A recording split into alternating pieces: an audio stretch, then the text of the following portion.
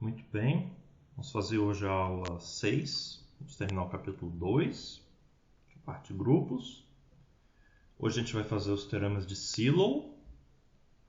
Então primeiro a gente vai enunciar eles e fazer alguns exemplos. Depois a gente vai provar vários lemas que a gente vai precisar nas provas dos teoremas de Silo. A gente vai fazer depois as provas e vou lembrar algumas coisas aqui sobre grupos simples. Dá para a gente fazer bastante coisa com um grupo simples, tendo os teoremas de Silo. Primeiro, vamos lembrar aqui uma definição.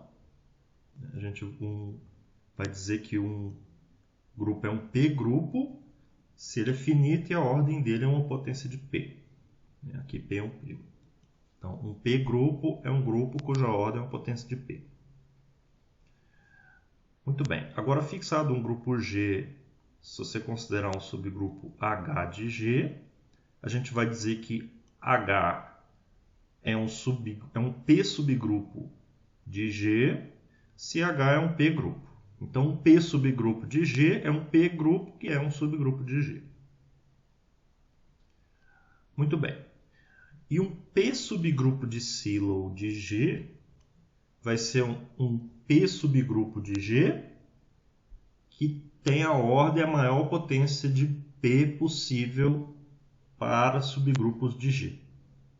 Ou seja, a ordem do G é N vezes a ordem do H e o N é primo com P. Ou seja, todas as potências de P aqui da ordem do G estão no H. Então, H é um grupo cuja ordem é a maior potência de P que divide a ordem de G.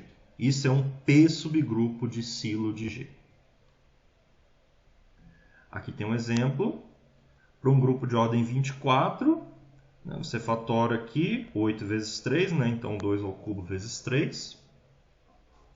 Um subgrupo de ordem 4 é um 2 subgrupo de G. E um subgrupo de ordem 8 é um 2 subgrupo de Silo de G.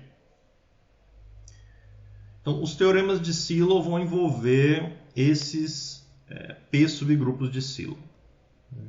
Vão envolver a existência, a relação entre eles, a quantidade, etc. Esses P subgrupos de Silo são bons porque eles são muito grandes e às vezes você consegue fazer quociente do G pelo P subgrupo de Silo, se ele for normal, e chegar num grupo menor.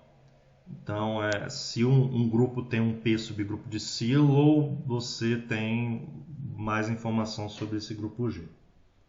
Você tem algumas restrições aí. Muito bem, aqui eu vou enunciar os teoremas de Silo. Eu vou enunciar da maneira como todo mundo conhece, é um pouco diferente da maneira que está enunciado no livro, mas essa aqui que eu vou mostrar para vocês é a que todo mundo em matemática conhece os teoremas.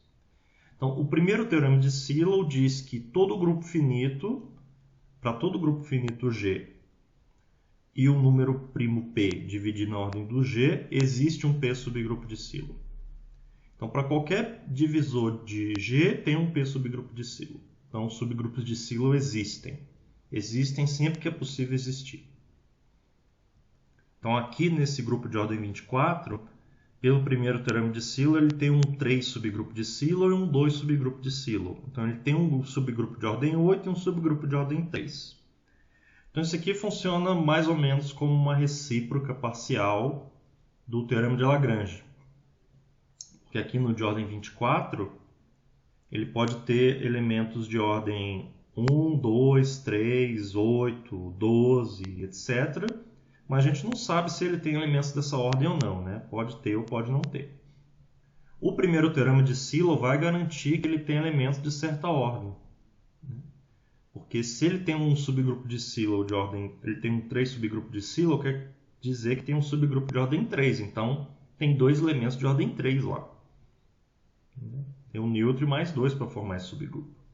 E tem um subgrupo de ordem 8. Então, tem elementos de ordem 2 lá.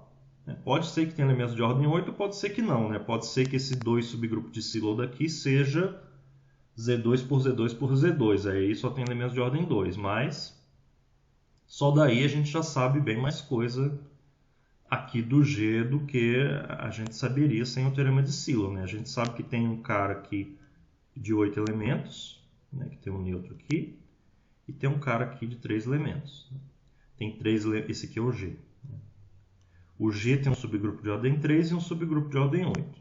Nota que a interseção dos dois é só o neutro, né? Porque a interseção tem que ser um subgrupo cuja ordem divide 8 e divide 3 simultaneamente. Então tem que ser 1. Então daqui eu já sei alguma coisa sobre 10 dos elementos de G. G tem 24 elementos, então já é alguma coisa. Muito bem. O segundo teorema de Silo vai dizer que todos os P subgrupos de Silo de G são conjugados. Então, um subgrupo é conjugado ao outro quando um subgrupo é da forma x, k, x a menos 1. A gente já viu isso. Se o h é xk menos 1 para algum x, a gente vai dizer que o x, que o k e que o h são conjugados. Isso é uma relação de equivalência. Então, aqui, se eu tiver outros dois subgrupos de Silo de ordem 3, tiver um outro aqui de ordem 3, esses dois têm que ser conjugados. Quaisquer dois subgrupos de Silo, quaisquer 3 subgrupos de Silo aqui têm que ser conjugados. E quaisquer dois subgrupos de Silo aqui têm que ser conjugados. Se eu tiver um K e um K', os dois com 8 elementos, um tem que ser conjugado do outro com essa relação. Muito bem. Então, o primeiro teorema de Silo diz a respeito da existência, os subgrupos de Silo existem. O segundo fala a respeito da relação entre eles são conjugados. E o terceiro fala a respeito da quantidade. Ele diz que se o n é igual a p elevado a Rm, onde R é a maior potência de P dentro do n, e Np é o número de P subgrupos de Silo de G, então o Np divide M, o Np é congruo ao módulo P, e, mais especificamente, o Np é o índice do normalizador de P em G, onde P é qualquer P subgrupo de Silo de G. Nessa terceira condição, você já sabe exatamente quanto é o normalizador, né? Mas, em geral, a gente não vai saber quanto que é o normalizador, né? Mas se você calhar de conseguir descobrir o normalizador de um P subgrupo de Silo, você já sabe quantos tem. E nota que, pelo segundo teorema de Silo, quaisquer dois subgrupos de Silo são conjugados. Então, esse conjunto dos P subgrupos de Silo é o conjunto dos conjugados do P subgrupo de Silo que existe. E quando você tem K e H diferentes com essa relação, um conjugado do outro, isso significa que nem o K nem o H são normais, né? Porque um é conjugado do outro. Por outro lado, reciprocamente, se xk, x a menos 1 é igual a k para qualquer k, isso quer dizer que k é normal. Ou seja, um cara é normal se somente se ele é igual a todos os conjugados dele. E pelo teorema de Silo, o segundo, todos os conjugados dele são os outros P silos. Então, esse número de P subgrupos de Silo é o número de conjugados do P. E se ele for 1, quer dizer que o subgrupo de Silo é normal. O P Silo é normal. Então, o NP-C1 é equivalente ao P subgrupo de Silo de G ser normal, que é equivalente a ter um só. Isso aqui quer dizer que tem um só. Se tem um só, ele é normal, porque x, hx é menos 1 é igual a h para qualquer x. E se ele é normal, quer dizer que x, hx é menos 1 é h para qualquer x, então NP é 1. Muito bem. E essas duas condições numéricas aqui, às vezes, são bastante fortes. Às vezes, as duas sozinhas, mais alguma coisa, você já consegue provar que o NP é 1. Mostrar que você tem um P Silo normal. Vamos ver uns exemplos aqui. Vou pegar esse grupo de ordem 24. Pelo primeiro teorema de Silo, ele tem subgrupos de ordem 8 e 3, igual eu já falei. Aí eu chamo de N2 os dois subgrupos de Silo, os dois silos, e N3 o número de subgrupos de ordem 3. Aí, pelo terceiro teorema de Silo, né? Eu fatorei aqui, 2 elevado a 3 vezes 3. Esse N2 divide o 3, aqui. E o N2 é congruo a 1 módulo 2. Aqui. E o N3 divide o 8. E o N3 é congruo a 1 módulo 3. Agora daqui, o N2 é 1 ou 3. Mas ele é congruo a 1 módulo 2. Né? Essa segunda condição aqui, nesse caso, não deu nada mais. Então, o N2 é 1 ou 3. Aqui. E o N3 é 1, 2, 4 ou 8. Mas ele é congruo a 1 módulo 3. Então, ele não pode ser 2, não pode ser 8 também. Então, ele é 1 ou 4. Então, nesse grupo de ordem 24, só tem essas 4 possibilidades aqui. Ou ele tem 2 silos e 4 3 silos, ou tem um de cada, ou tem 3 desse e um desse, etc. Né? Tem 4 possibilidades. Vamos ver um outro exemplo no qual a gente vai usar isso também. Aqui um grupo de ordem 30, o 30 se fatora como 2 vezes 3 vezes 5. Aí eu usei o terceiro teorema de Silo de novo, né? O N2 divide 15, o N3 divide 10, o N5 divide 6.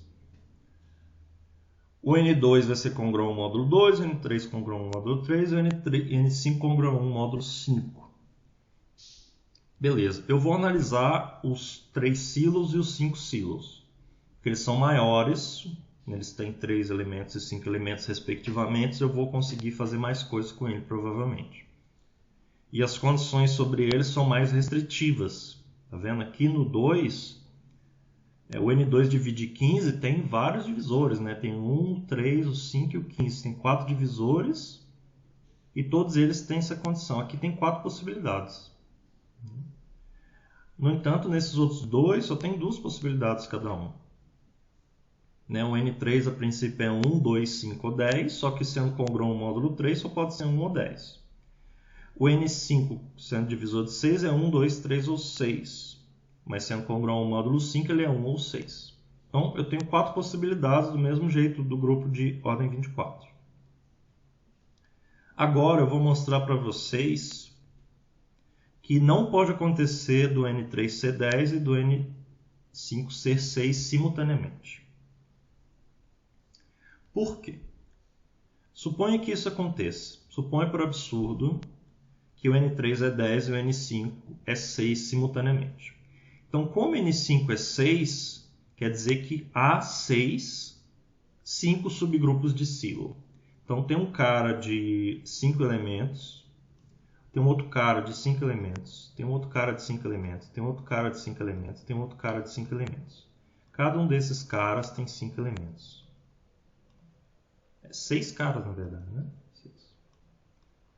Tem o G, esse que está aqui, a interseção deles é o neutro, né?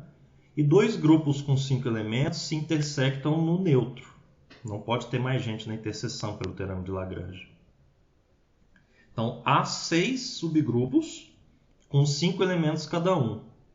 Então, cada um deles tem 4 elementos aqui de ordem 5, né? Esses caras são Z5, né? Cada um deles. São cíclicos de ordem 5. Eu tenho 4 elementos aqui, 4 elementos aqui, 4 elementos aqui. Né? Cada um tem 4 elementos. Então, eu tenho 4, 4, 8, 16, 24. Tenho 24 elementos de ordem 5 em G. Tenho 24 elementos de ordem 5. Agora eu vou fazer a mesma coisa com os subgrupos, os 3 subgrupos de silo de G. São grupos de ordem 3, então são menores, né? Tem 3 elementos, aqui mais 3, aqui mais 3. Eles também se intersectam na identidade, né? Tem um monte aqui, tem 10. Cada um deles vai ter 2 elementos de ordem 3. Então eu tenho 10 vezes 2 elementos de ordem 3. Pelo menos. Pode ser que o G tenha outros elementos de ordem 3 fora dos 3 subgrupos de silo. Na verdade, nesse caso não dá, né? Aqui é exatamente, na verdade, porque o G Se ele tiver um elemento de ordem 3, esse elemento gera um subgrupo de ordem 3, então ele está dentro de algum 3 subgrupo de silo. Aqui no 5 é a mesma coisa, né? Pode ser que eu consiga juntar esse 3 subgrupo de silo com o outro e fazer um subgrupo de ordem 6, mas esse aqui continua sendo um 3 subgrupo de silo. Tudo bem, de qualquer modo, o G tem 20 elementos de ordem 3. Agora, o G tem, então, aqueles 24 elementos de ordem 5 e, simultaneamente, tem 20 elementos de ordem 3. 20, 44. Mais o neutro, 45. Mais os outros fora. Possivelmente outros elementos. Tem de ordem 2 também, né? Porque tem um 2 subgrupo de silo. Tem pelo menos mais um de ordem 2. 46. Mas o G tem 30 elementos. Então, absurdo. Contradição. Então, isso é impossível. É impossível que o G tenha N3 igual a 10 e N5 igual a 6 simultaneamente. Então, algum dos dois é 5. Algum dos dois é 1. Então, o G tem um subgrupo normal de ordem 3 ou tem um subgrupo normal de ordem 5. Então, você pode considerar o quociente de G por esse de ordem 3, vai dar um grupo de 10 elementos, vai ser muito mais fácil de fazer, né? Dá para classificar facilmente os de ordem 10. Ou G tem um subgrupo normal de ordem 5. Aí, de novo, o quociente é o cara de 6 elementos e só tem 2 grupos de 6 elementos, né? O S3 e o Z6. Então, com isso aqui, a gente sabe bastante coisa sobre o G. Muito bem. Agora eu vou provar uma série de lemas. Alguns podem não fazer muito sentido porque eu estou provando, mas eu vou usar todos eles lá nas provas do teorema de Silo, dos teoremas de Silo. A ordem que eu vou provar os teoremas de Silo não é a que está enunciada aqui.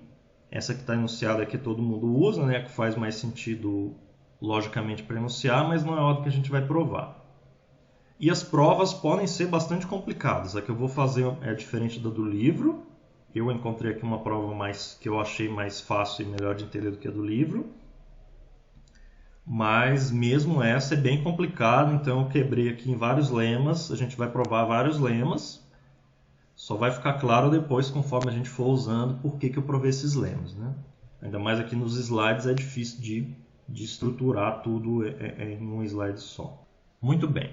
O primeiro lema que eu vou provar vai ser que se você tem um P-grupo, não precisa ser abeliano, né? A gente está falando de P-grupos aqui, P-grupos de Silo, eles não são abelianos em geral. Então, o G tem um centro não trivial e é solúvel.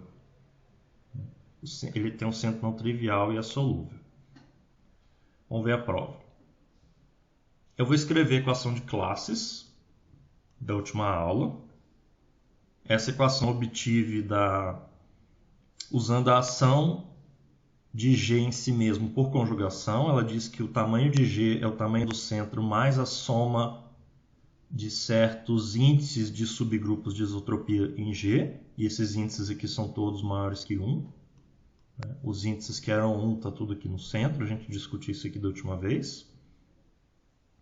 Agora o que acontece? Esses caras são todos maiores que 1. Né? Aqui essa chave deveria ser aqui dentro desse negócio. Esses índices são todos maiores que 1. Cada um deles. Agora, o que acontece é que esses índices, na verdade, são múltiplos de P, né?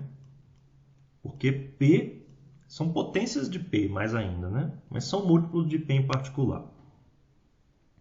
Porque o P é um P-grupo, a ordem dele é uma potência de P. A ordem de qualquer subgrupo dele é uma potência de P.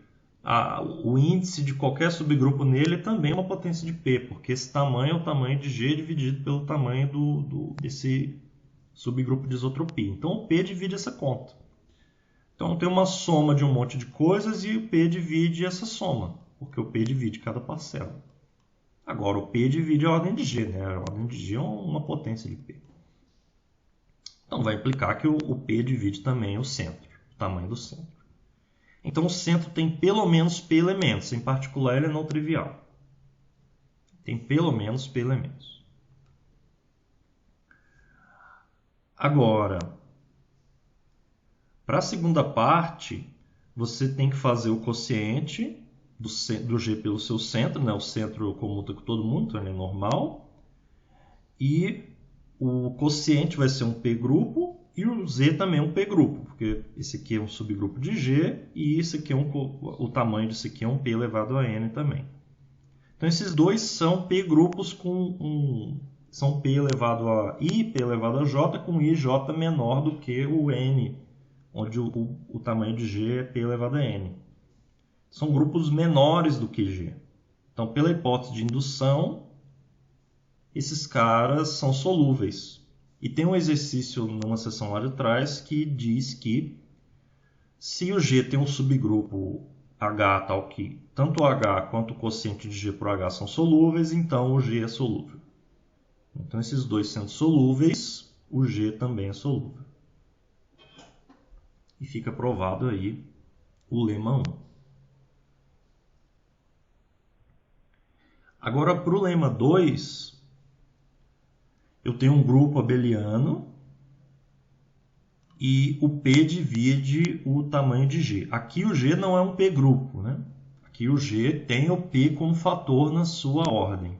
É menos do que a hipótese lá de cima, né? Lá em cima é um P grupo. Só que aqui ele é abeliano. Aqui ele é abeliano. E eu afirmo que o G tem um elemento de ordem P. O G tem um elemento de ordem P. O que acontece? Aqui a gente fez a classificação dos grupos finitos abelianos da última vez. A gente viu que todo grupo finito, G, se fatora com o produto de P grupos. Então, como P é um divisor da ordem de G, eu posso fatorar o G como o pedaço dele, que é um P grupo, vezes o resto que sobra. Esse pedaço aqui é um P grupo.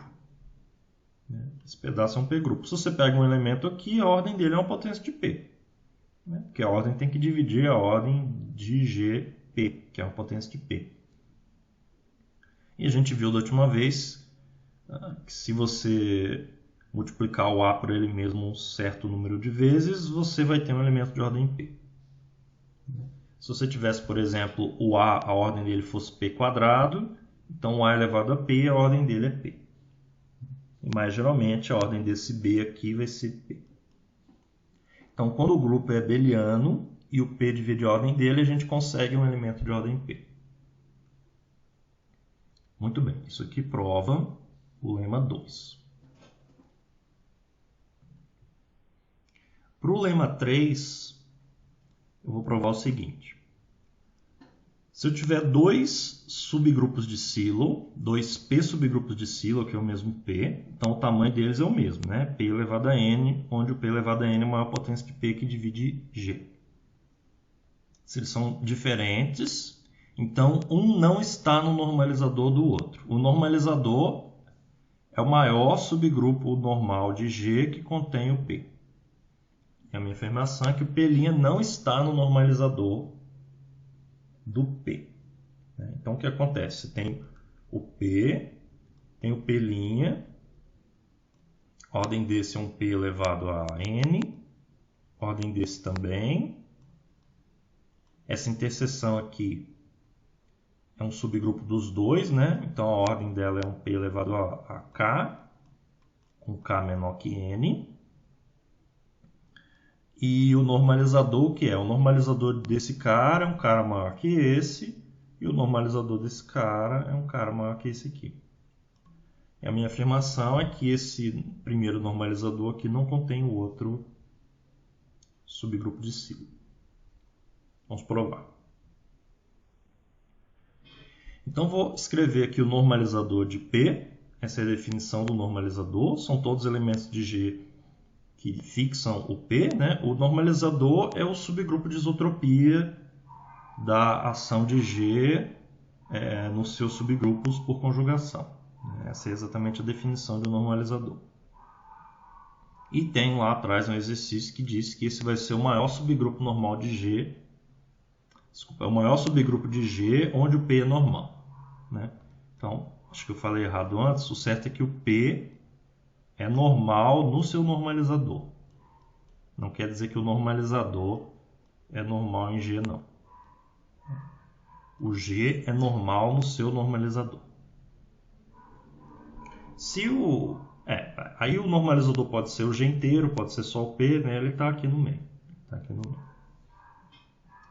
E se o normalizador for todo G, quer dizer que o P é normal, né? É equivalente. Muito bem. Agora, como esse cara é normal nesse, eu posso fazer o quociente. Fazer o quociente do normalizador de P por P. E a ordem desse negócio é primo com P. Porque o P, a ordem dele é a maior potência de P que divide a ordem de G. Então, o normalizador de P, a ordem dele é esse P elevado a N vezes alguma coisa que sobrou. Quando eu quocientar, o tamanho vai dar alguma coisa primo com P. Vai dar alguma coisa primo com P. Agora vamos supor por absurdo que isso aqui aconteça. Eu tenho um outro P subgrupo de Sylow e ele está no normalizador do primeiro. Agora pega um elemento que está no P' e não está em P. São diferentes, então tem. Esse cara, a ordem dele é uma potência de P. É uma potência de P. Agora eu tenho duas informações. Considera a imagem desse x no quociente. Esse x está em P', então ele está no normalizador. Eu posso fazer a imagem dele por esse quociente. Esse xp aqui, eu estou olhando esse xp como um elemento de NP quocientado por P. É um cara nesse quociente. Eu posso fazer isso porque esse x está em P'. E o P' contém o normalizador. Então eu posso fazer esse quociente e calcular lá no x. Agora, para qualquer homomorfismo, a imagem do homomorfismo pelo x tem ordem que é um divisor da ordem do elemento original. Quando você aplica um homomorfismo em um elemento, você tem um f... aqui está faltando letras, né? Vou botar A em B, um homomorfismo, e x em A. Isso aqui prova lá na primeira seção. Então, a ordem de x, ou melhor, de f de x, divide a ordem de x. Isso aqui prova lá nas primeiras seções. A ordem da imagem é um divisor da ordem do elemento. É isso que eu usei aqui. E a ordem do x é uma potência de P. Então, a ordem do xp também é uma potência de P. Ok. Por outro lado, esse xp é um elemento de Q, desse quociente. Esse quociente, lembra que a ordem dele era prima com P. Era prima com P. Então, esse aqui implica que a ordem é prima com P. A ordem de xp é prima com P. Ortogonal a P. Então, a ordem de xp é prima com P e uma potência de P simultaneamente. Então, a ordem é 1. Portanto, o xp é P, ou seja, ele é o neutro, o xp é o neutro, e isso é equivalente a dizer que o x está em P, contradizendo a minha hipótese de que o x não está em P. Essa contradição veio do fato de eu supor que existia um outro P subgrupo de Sylow diferente do P, tal que ele está contido no normalizador de P. Isso aqui prova o lema 3. Muito bem, com esses lemas, eu vou provar o primeiro teorema de Sylow. Vou provar que existem os P subgrupos de Sylow. Vamos provar. Vou provar por indução no tamanho de G. Muitos resultados aqui vão ser por indução no tamanho de G. Então, vou escrever o tamanho de G com a potência de P vezes um outro fator, primo com P. Beleza. Agora, se o G tem um elemento de ordem, ou melhor, vamos analisar o que está acontecendo. Todos os subgrupos de G, a ordem deles é desse formato. É uma potência de P vezes um cara primo com P. O K divide M, o M é primo com P. A ordem desse subgrupo de G, pelo teorema de Lagrange, divide a ordem de G. Então, divide esse cara. Então, é uma potência de P vezes um outro cara primo com P. Agora, o que pode acontecer? Os elementos, esses subgrupos podem ter ordens aqui que são do tipo p elevado a n vezes alguma coisa, pode ser p elevado a u vezes m, né? Então tem várias possibilidades. Vamos analisar essas possibilidades. Uma possibilidade é de o G possuir um subgrupo de ordem p elevado a n vezes k, né? Aqui o u é maximal, né? O u é n, é o máximo possível. Se ele tiver um H desse modo, então o H é um grupo menor do que G. Aqui eu estou falando, aqui subgrupo é um subgrupo estrito, né? Não é o próprio G. Se tiver um subgrupo H desse tipo, o H é um subgrupo de G menor do que o G. Então eu posso usar a hipótese de indução para afirmar que o H possui um P subgrupo de Sylow, K. Esse P subgrupo de Sylow é um P subgrupo de Sylow de G, né? Porque o K está contido em H e o H está contido em G, mas a ordem do K é o P elevado a N, que é o que eu preciso para fazer um P subgrupo de Sylow de G. Então K é um P subgrupo de Sylow de G e acabou. Então nesse caso acabou. Então vou supor que isso não acontece. Suponha que não acontece isso. O G não possui um subgrupo com a ordem desse tipo.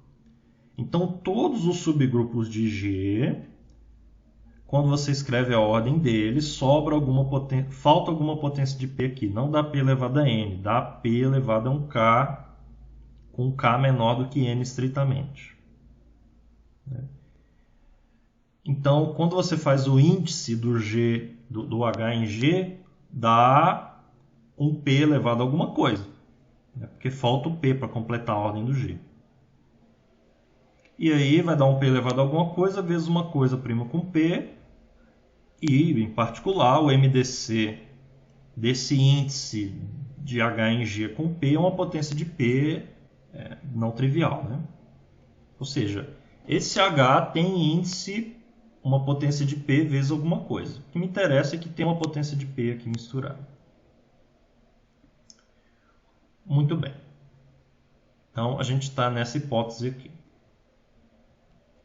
Agora eu vou escrever a equação de classes, novamente. Aí o que acontece? Nota que esses índices aqui, todos os índices de todos os subgrupos de G, tem um P lá. Em particular, o P divide esse índice, né? Uma potência de P divide esse índice. Então, aqui é o mesmo argumento que eu usei antes no lema. O P divide esse cara. Então, o P divide a soma. Então, o P divide isso aqui, né? Então, o P divide o tamanho do centro. Agora, tem o lema 2.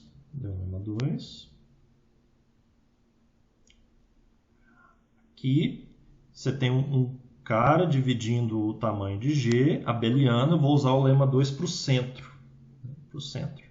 Eu tenho um grupo abeliano finito e P divide a ordem dele. Então, G possui um elemento de ordem P. Então, lá eu tenho o centro de G, que está nessas condições do lema 2. Então, o lema 2 vai dizer que o centro possui um elemento de ordem P. Então, o centro possui um elemento de ordem P. Pega o gerado por esse elemento. Ele vai estar contido no centro e é normal em G, porque esse cara A, ele está no centro. Qualquer potência dele também está. Qualquer potência do A comuta com todo mundo. Muito bem, eu tenho um subgrupo normal de G. Sempre que você tem um subgrupo normal de G, você pode fazer o quociente. E é isso que eu vou fazer. Faço o quociente de G por H. Eu quocientei por um subgrupo, por um ZP, né? Porque eu peguei um cara que tem ordem P, né? Esse H aqui é um ZP, ele é um cíclico de ordem P. Então, quando eu quocientar, vai diminuir o tamanho de G por um fator de P. Agora eu posso usar a hipótese de indução, porque esse quociente é menor do que o G. Pela hipótese de indução, esse cara tem um P subgrupo de Sylow. Um P subgrupo de Sylow do quociente significa um subgrupo K' com P elevado a n-1 elementos. Isso que é um P subgrupo de Sylow. Não é isso que eu quero ainda. Eu quero um cara com P elevado a N elementos. E aqui também não serviria porque esse cara está no quociente. Eu quero um cara em G. Então o que eu faço é puxar esse K' pelo homomorfismo canônico. Eu tenho um subgrupo de Silo aqui, eu vou fazer a pré-imagem dele e vou olhar em G. Se eu restringir isso aqui a pré-imagem, eu vou ter uma aplicação de K em K', de K em K', sobre ejetora, por causa da maneira como eu fiz. Vou ter essa aplicação. Isso aqui, na verdade, é de K para K cocientado por H. Na verdade, o homomorfismo é aqui. A restrição do F é assim, de K para K cocientado por H. Isso aqui vai ser um isomorfismo. Então, o K' vai ser isomorfo ao quociente da pré-imagem dele por H, pelo núcleo. O teorema dos homomorfismos dizia que a imagem, que é o K', é isomorfa ao domínio, que é K, cocientado pelo núcleo, que é H. E se você tirar o tamanho de cada grupo destes, vai dar essa conta. O tamanho de K' é o tamanho de K dividido pelo tamanho de H. O tamanho de H é P, o tamanho de K' é PN, então o tamanho de K é PAN. O tamanho de K' é PN menos 1, então o tamanho de K é PAN.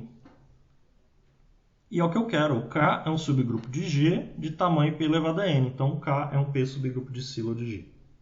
Com isso a gente encontrou um subgrupo de Silo, um P subgrupo de Silo de G e provamos o primeiro teorema de Silo, que os P subgrupos de Silo existem.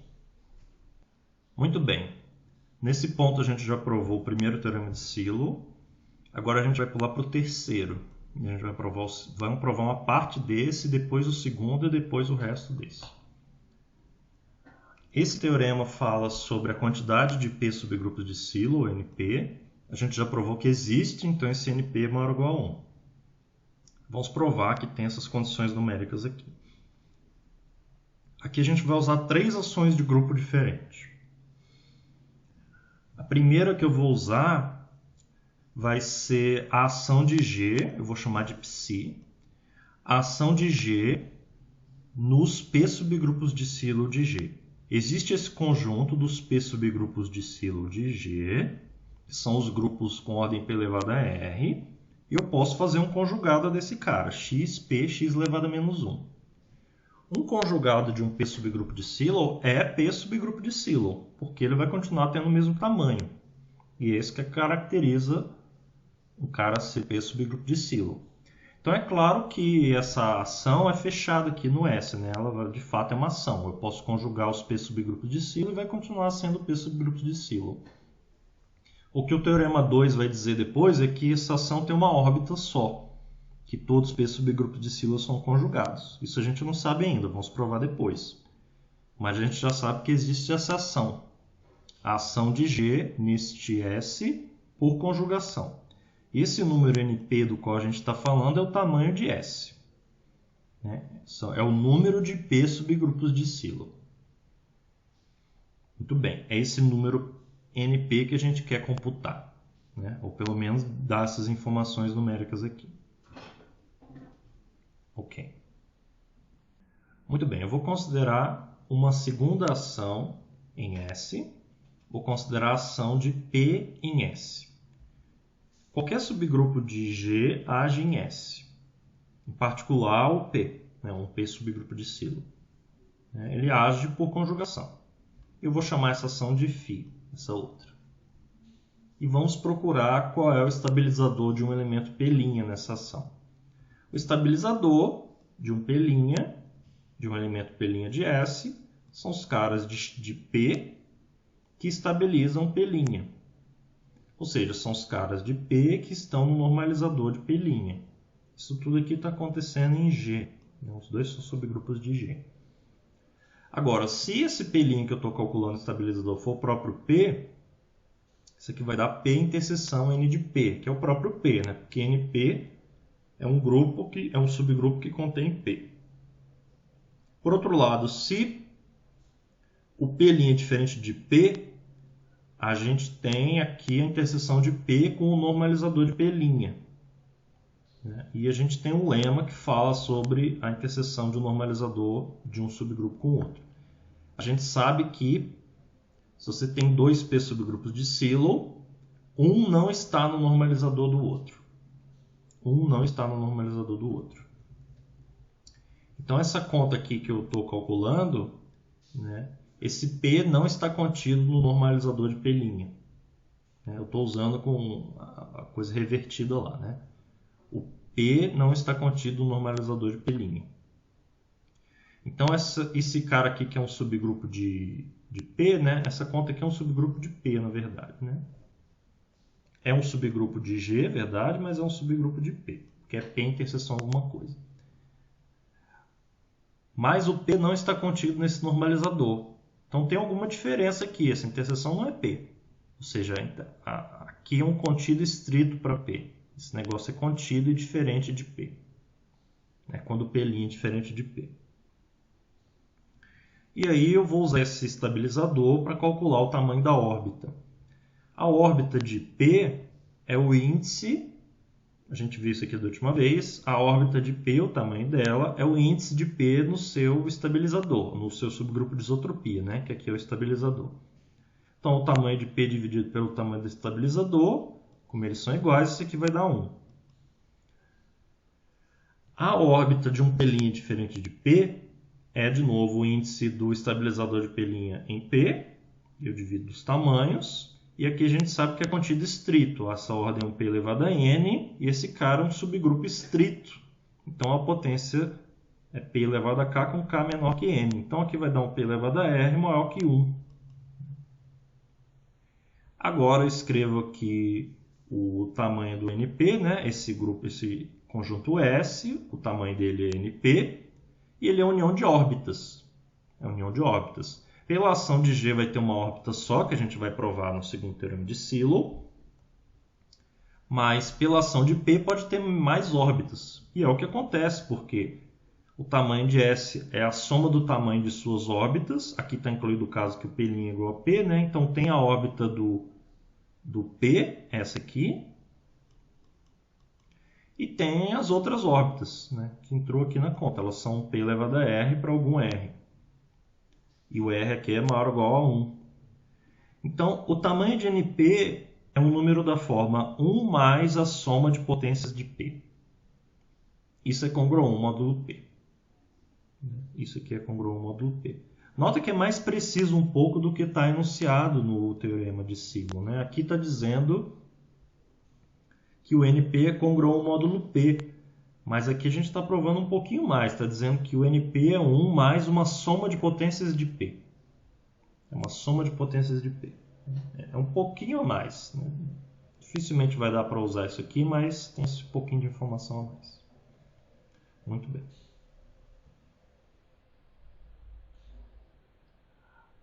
Muito bem. Agora a gente vai provar o segundo teorema de Sylow. Nota que eu não provei o terceiro inteiro, né? Eu só provei a parte 2.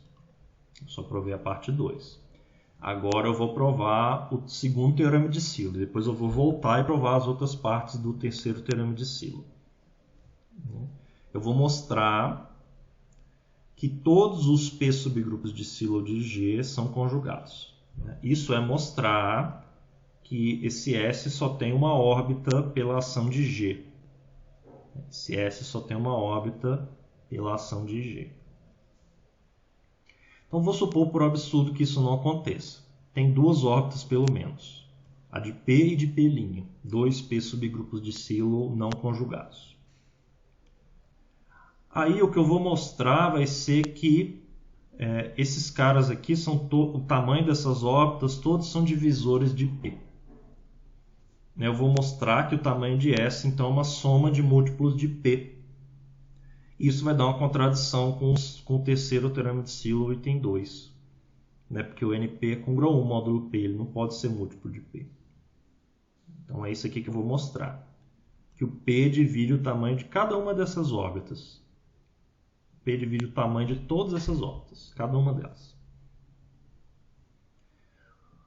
Muito bem. Então, eu tenho duas órbitas diferentes, a de P e a de P'. E eu vou considerar uma terceira ação, a ação θ. Agora vai ser a ação de P na órbita de P' por conjugação. A ação de P na órbita de P' por conjugação. Eu posso fazer agir qualquer subconjunto, qualquer subgrupo de G em qualquer uma dessas órbitas, né? Eu estou supondo que tem mais de uma. Quando eu faço, porque aqui eu estou supondo que essa aqui é a ação de G, né? Aqui em cima eu estou olhando para a ação de G. Eu estou supondo que tem várias órbitas. Se o G age no OP, se o G age no S e tem essas órbitas todas, quer dizer que o G, quando age aqui, fica parado, né? Se eu fizer o P agir aqui, vai ficar parado. Se eu fizer o... Quer dizer, pode ser que tenha mais coisas, né? Pode ser que tenha mais coisas aqui. Porque quando o G age no S, dá essas órbitas todas. E quando eu pego dois caras dessa órbita de P, eu consigo conectar eles por um elemento de G. Mas se eu restringo o grupo que eu estou usando para agir, restringo para P, pode ser que eu não consiga conectar dois caras da órbita de P ou da órbita de P'. Essas órbitas aqui são pela ação de G. Essa ação aqui é a ação psi. Essa primeira ação é a ação psi. Eu vou considerar uma subação dela, uma ação com um subgrupo menor, a ação θ, na qual o P que age. Então essas órbitas aqui vão ser quebradas. Cada uma delas vai ser quebrada em órbitas menores. Em particular, essa órbita do P' vai ser quebrada em órbitas menores. E de novo eu calculo o tamanho dessa órbita. E a conta é a mesma desse outro pedaço aqui. O tamanho da órbita, e essa aqui é muito parecido com a que eu fiz lá na frente. Mas essa ação aqui é a ação no S inteiro. Lá eu estou fazendo ação só em uma órbita. Aqui eu mostrei que o tamanho da órbita de P' é o índice do estabilizador de P' em P, né? Ou ainda o tamanho dela é o tamanho de P dividido pelo tamanho do estabilizador de P'. É o que eu usei aqui embaixo. O tamanho da órbita, aqui é tamanho, né? O tamanho da órbita de P duas linhas é o tamanho de P, que é o grupo que está agindo, dividido pelo tamanho do estabilizador de P duas linhas. E, de novo, essa conta que eu fiz lá atrás, né? O estabilizador de P duas linhas é o P interseção com o normalizador de P duas linhas. E isso aqui é diferente do P, né? Esse denominador é diferente do P, é exatamente a mesma conta que eu fiz aqui embaixo. É uma potência de P. Uma potência de P. Então, isso aqui não é 1. Né? Isso aqui não é 1. Então, o tamanho dessas órbitas aqui são todos múltiplos de P. Todos esses são múltiplos de P. Então, essa ordem de P' aqui é uma soma de múltiplos de P, uma soma de potências de P. Que era o que eu queria mostrar. Cada órbita é um múltiplo de P. Cada órbita dessas, o tamanho dela é um múltiplo de P. Portanto, S tem a ordem dele é um múltiplo de P, em contradição com a segunda parte do terceiro teorema de Silo. Isso aqui prova o segundo teorema de Silo. Muito bem, a gente está quase no fim. A gente já provou a segunda parte do terceiro teorema de Silo, agora faltam as partes 1 e 2.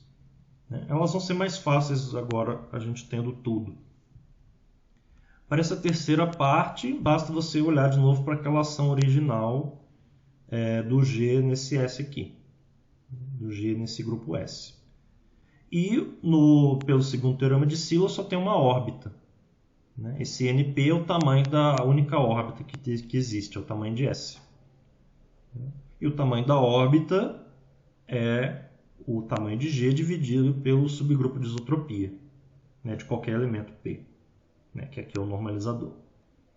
Então esse 3 sai direto do segundo teorema de Silo, juntamente com essa informação de que o tamanho da órbita é o índice do subgrupo de isotropia. E o primeiro vai sair do terceiro, porque o P, né, o P é um subgrupo do seu normalizador. Mas o P, a ordem dele já era um P elevado a N, né, onde o N é o maior possível. E aí qual o tamanho do normalizador? O tamanho do normalizador é um P elevado a N vezes um K. Né? Onde aqui o tamanho de G é o P elevado a N vezes um M.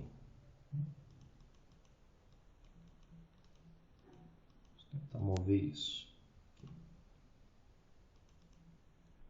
Esse P elevado a N é a maior potência de P que divide a ordem do G.